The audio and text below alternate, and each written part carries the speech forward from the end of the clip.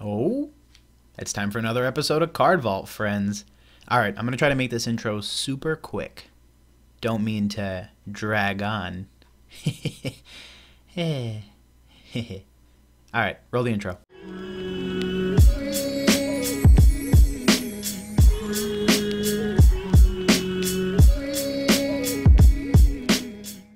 Hey Gengar Gang, what is going on? My name is Ryan, this is the Analytic Gengar, and welcome to another episode of Card Vault. In today's episode, the Collector's Guide and everything you need to know about EX Dragon. For all of our new viewers, welcome to the Analytic Gengar. Like I said before, my name is Ryan, and Card Vault is a video series where we go over sets of Pokemon cards, highlighting some fun facts about the sets, the availability of sealed product, as well as the top 10 most expensive cards on the set. So if you like what you see, if you think you're interested, we do actually have a few other videos. We're going in chronological order of the EX series of cards, and then hopefully in the future we'll get to do more of this stuff with different sets from the more vintage and the more recent. If you are liking what you see, feel free to subscribe. If you're already a subscriber, make sure to hit that notification bell. Also feel free to like the video and comment. Part of the intention behind these types of videos is to generate some conversation in the community, so feel free to do that down below. As always, this stuff does have some financial information. Obviously that means it could be as of a point in time, so bear in mind that what you might see in terms of eBay listings might not necessarily still be on eBay, and of course I go with the assumption that you're a hardcore collector, or at bare minimum looking for information if you were a hardcore collector. And then one other random thing, in previous videos we kind of did this weird thing where we just kind of transition from section to section. I'm going to throw in a couple little title cards here. Let me know what you think. The general aesthetics of the video may change slightly, but the format of the video stays the same. So if you like those changes, let me know down below as well. It means the world. Still trying to hone the art of making these videos, so definitely let me know what you think. And without further ado, let's get started. So EX Dragon was a English set of Pokemon cards that contained 100 cards in the set and was released on November 24th of 2003.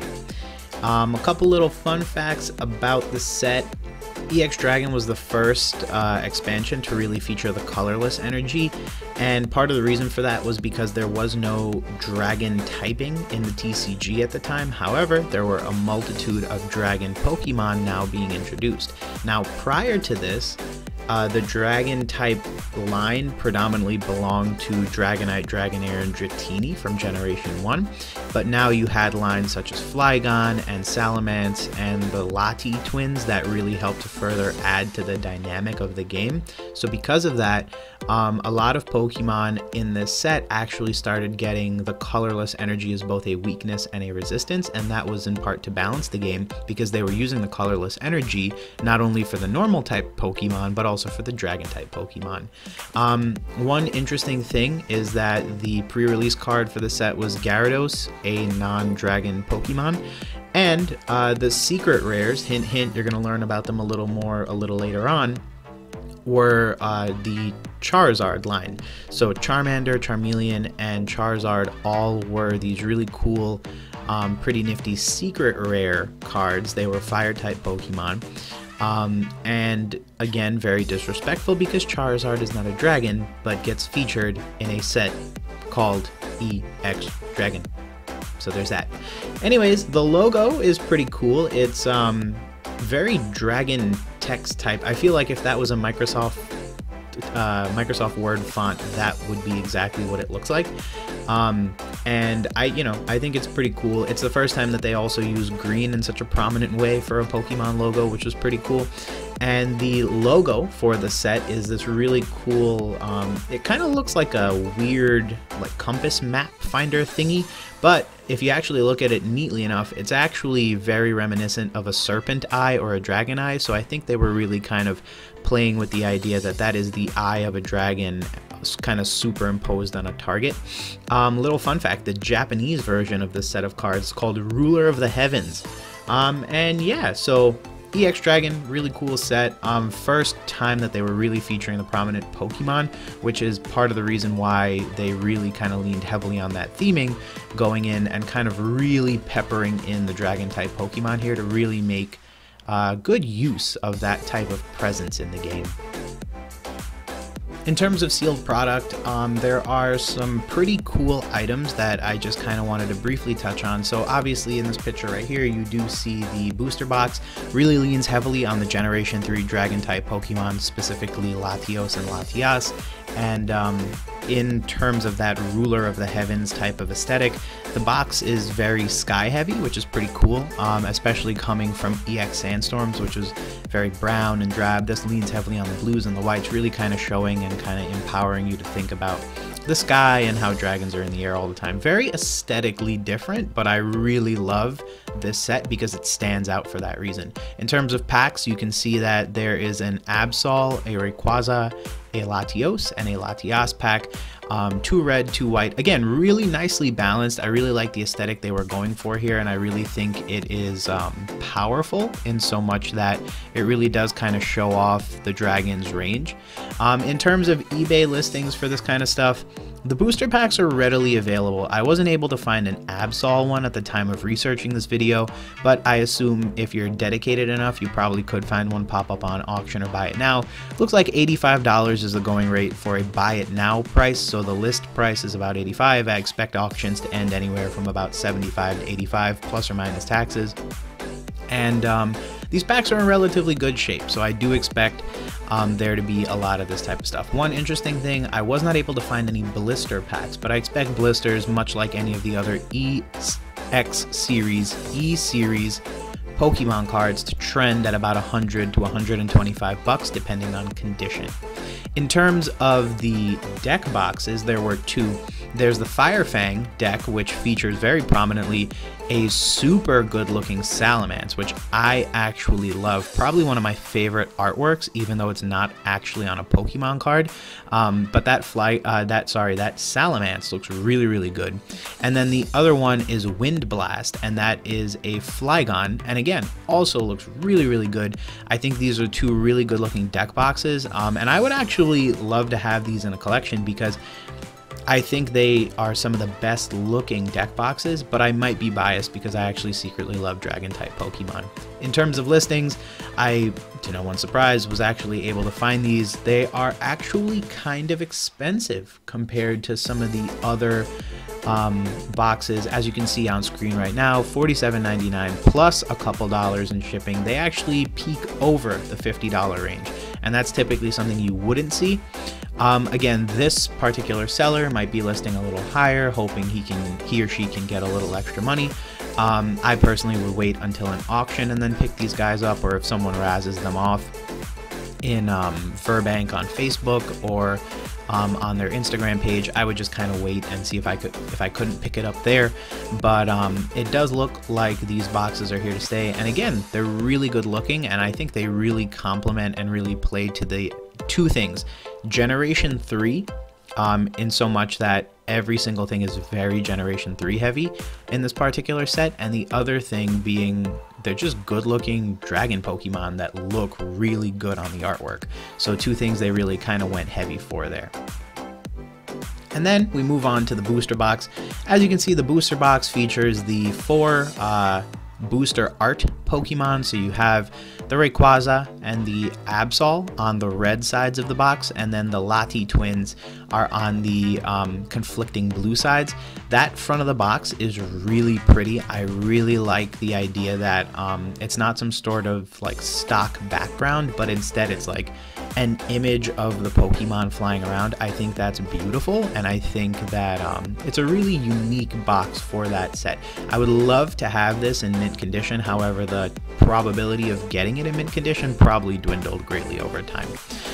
In terms of its availability online, so here's the thing. I was able to find one sold out. So this is one of those websites that lists it, but it's sold out, and it was for $2,200. Now, mind you, that is gonna be non-inclusive of taxes, so you need to add taxes to that purchase if you're in the United States of America.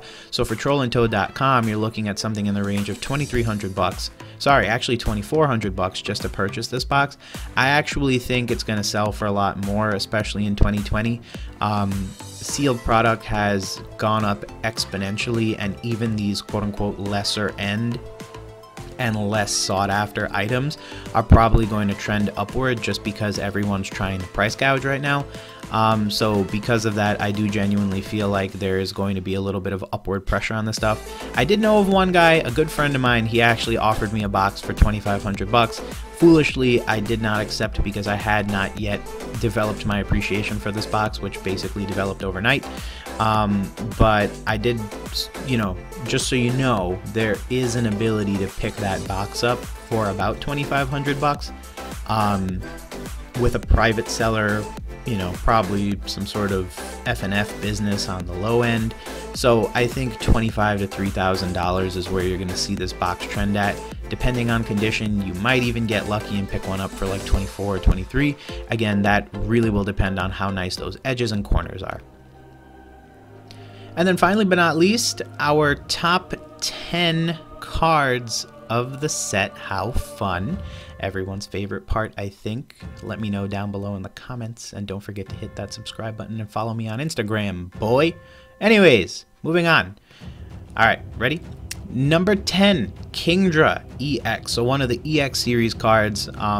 And what's really cool is that it's a EX series, E-series card. Say that 10 times fast. But super good looking card, 150 HP, Hydro Cannon. As you can see, they kind of lean heavily on the dragon typing here because it's colorless energies, which again, as we kind of covered at the beginning of the video, are what they consider to be the dragon type energies at the moment. So it's a water type Pokemon, but uses quote unquote dragon type energies in order to attack. $8.23 average price ungraded. I'm sure it goes for a lot more graded, but a good looking card. I like that it's not necessarily drawn, but is also rendered with some computer graphics, so it really gives it a good aesthetic. These are the EX series cards I remember from my youth, I gotta say. Coming in at number 9, we have at $9.49 Golem EX. So Golem's another one of those Pokemon reaching in on the higher end of the Pokemon's HP levels. What's cool about this guy is that you don't have to trade it to get it. Haha, get it, because in the video games he has to be traded to evolve, and I never had a Golem. Anyways, okay, so a couple weird things about this card, just from a playability standpoint.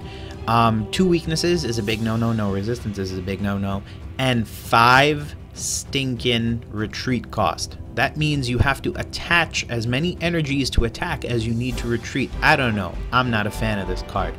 Anyways, at $9.49, it's a good looking card, I do have to say that. Again, when I think back to like my childhood, these are the types of Pokemon cards I remember seeing at the back of someone's stack of cards on the playground, and they were like, yeah bro, look at this, it's an EX card. And I was like, okay, alright, we get it. Subtle flex, I guess, whatever. Anywho, coming in at number 8, one of my personal favorite Pokemon, Rayquaza EX. So this is one of the first times Rayquaza was ever featured on a Pokemon card, and I think they did him some justice. So as you can see, the card's artwork is really, really cool. He is a dragon type Pokemon, right? So they gave him the colorless energy as a type and as a weakness, as you can see down below in the corner of the card. And 2 things they gave him, Spiral Growth and Dragon Burst. I think they did a really good job with this first card. Obviously not the most historic Rayquaza card, as I'm sure we all know would probably be the Gold Star card, but definitely a solid start to what would end up being one of Pokemon's fan favorite dragon type Pokemon, and probably everyone's first real dragon type Pokemon that you fell in love with. So coming in at a cool number 8 spot at $14.57 is this Rayquaza EX. Coming in at our number 7 spot at $16.14 average selling price is the Charmander Secret Rare card. As I mentioned earlier in the video, there were 3 secret rares. and they are the Charizard line. Again, I find it hilarious, and I'm probably very bitter because in Generation 3 they were including Charizard in the EX Dragon set, yet they waited till Generation 6 to give it a Mega Evolution that even relatively promoted it to Dragon status. By the way, whatever happened to Mega Evolutions? I think they're gone now. I think now they have Gigantamax, which is just confusing to me because at what point do Pokemon just become large planets that crash into each other? Anyways, I'm bitter. Ignore me. 7th spot, $16.14. Really cute card. And it has a little bit of dragon vibe to it. So I do love this card. I think it's really cool. Hoping one day I can get it in a PSA 10. Stay tuned for the collection updates, I guess. Coming in our number 6 spot, finally, is Latias EX. So one of the things I love is when Pokemon that are on the pack artworks, that are on the booster box, are also prominently featured in the set. And then I also love, and it's very aesthetically pleasing to me, when these cards are in the top 10. Obviously, a really good looking card. One of our first good looks at a Hoenn roaming legendary. And unlike the game, when you got this, hopefully it didn't run away from you or leave after the first turn, so that's also good. Again, very similar to the Rayquaza card, it has the colorless energy both as a weakness and a typing, and that's because it is in fact a dragon type Pokemon. Our number 6 spot at $16.50. Coming in at our number 5 spot is Charmeleon. So this is the second secret rare in the set. Our little Charmander grew up and evolved, and this card looks really good. I'm not gonna lie, I love the fact that Charmeleon is like mid scratch attack, or whatever that is. But it looks good. It's one of those Pokemon cards where the Pokemon has its back turned to you, which adds a really nice kind of aesthetic to it. They're not doing the most when the Pokemon is like charging at you and you get like this weird perspective of it. It's almost as if you're the trainer looking at this card, something that I think is really nifty. This Pokemon card sells for $17.14 average price, and in our number 5 spot is pretty good looking, not gonna lie.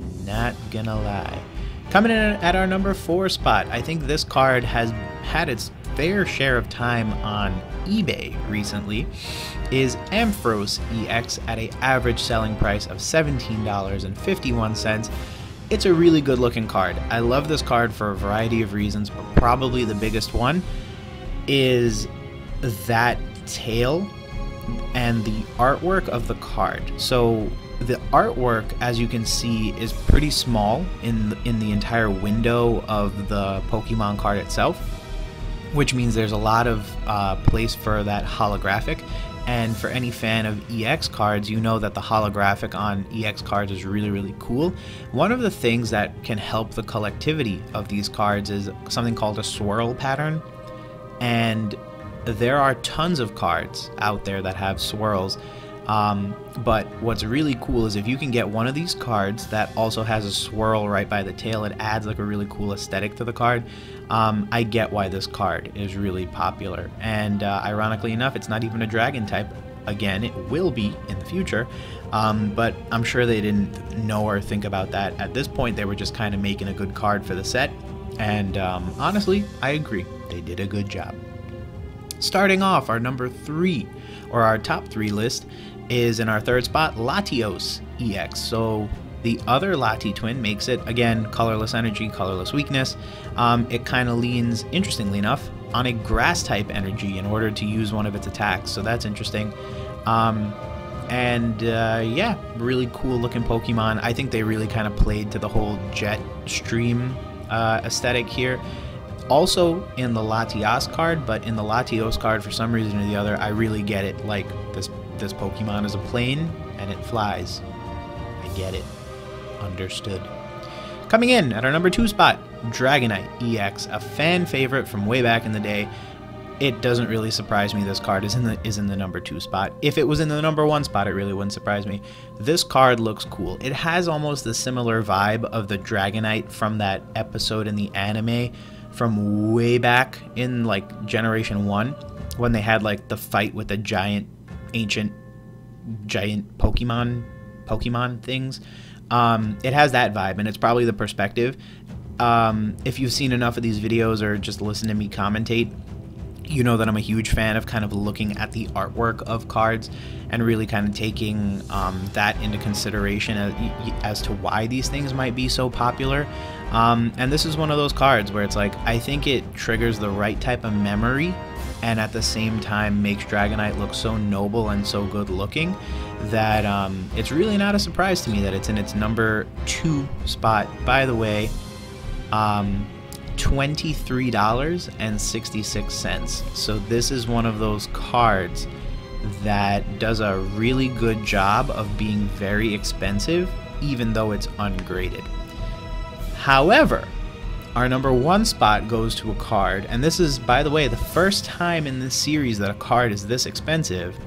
Coming in at our number 1 spot at $70 even is the Charizard Secret Rare card out of EX Dragon. So let's talk about this card. Again, a really unique look into Charizard. I think this card is really close up, especially coming from the Charizard cards we've had in the past, which are basically the card from base set in all its different variations, whether that be shadowless, shadowed, the reverse holo from Legendary Collection. So this is a little switch up on that card. You see him look like a dragon. He even has a move called Flame Pillar, which sounds pretty dragony. Yet he is not a dragon. But I think Charizard has always been such a fan favorite, and when we look back at a set like this one, we really need to consider how sets like this and the rarity of a card like this have contributed to the overall popularity of a Pokemon. So ask yourself, cards like this probably go under the radar a little bit. They're probably, you know, they're not the Hidden Fates shiny one. They're not first edition shadowless cards. And they're not even Gold Star cards. But I think when you really look back, imagine what it was like to open up a pack of cards and pull this guy. You wouldn't have even known about this, and mind you, the internet wasn't even around, so you wouldn't have even had any kind of notion that this stuff was out and about. Yet for some reason, something tells me when you pull this card, you immediately started revering this Pokemon as something holy and sacred, not because it was, because back then Charizard was just one of the Gen 1 starters, although it was beloved, but I think that type of experience with a secret rare card built up the mystique around Charizard, because even though it's a, you know, starter Pokemon that everyone could theoretically get, part of the reason it's so special in so many people's hearts is because of the nostalgia. And then there's probably another group of people that look back and see this card as a sort of surprise that they weren't expecting, and they started making an association with Charizard being at the same level as a card like, or a Pokemon like Rayquaza or Latios, not because it was a dragon, but because it could be mentioned in the same sentence as a dragon. And with that said, friends, I'm gonna actually kind of transition to my conclusion. At the end of the day, I think EX Dragon is memorable for a series of items. Probably chief and foremost is exactly what I was just talking about. This Charizard card did something to Charizard fans all across the world. I don't know if anyone's even going to be bold enough to admit it just yet, but I do think there is a genuine effect that this card had on people, because up till now, the number of Charizard cards had not been so numerous. But this is one of the Pokemon cards that sort of came out of nowhere, was a great thing to pull, was probably amazing to pull, and if you cracked a pack open and got this card, you probably lost it. I don't know if it was the same hype as pulling an original base set Charizard, but I think this was one of those cards that really kind of broke ground in the realm of making Pokemon special. And again, remember that it's not because it's Charizard, but perhaps because in an entire set dedicated to dragons of the 3rd generation, Dragonite gets brought up because his name is Dragonite, and then the other Pokemon that gets brought up is a starter Pokemon that everyone has loved and now gets so much respect put on it that it gets mentioned in its own demo in a completely tangential Pokemon set.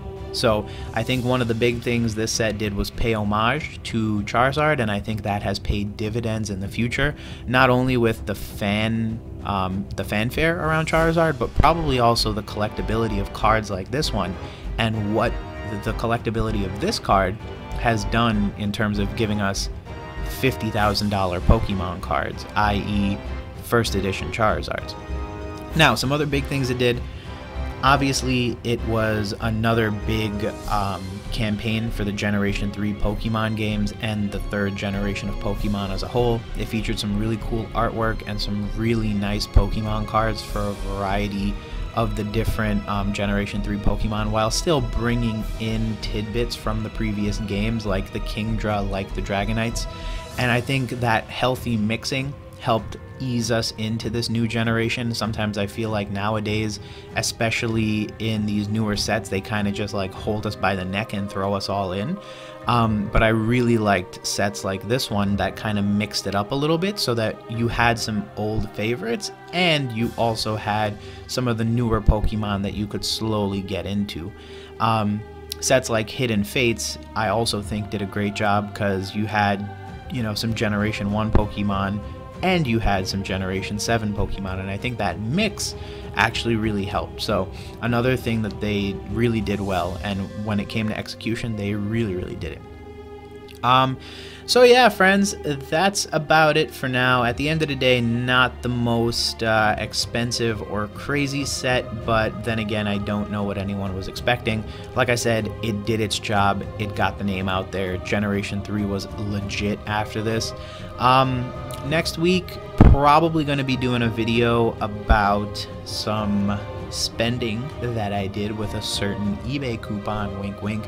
If you're interested, like I said before, make sure to subscribe, make sure to follow me over on Instagram, hit that notification bell if you want to be made aware of when videos post.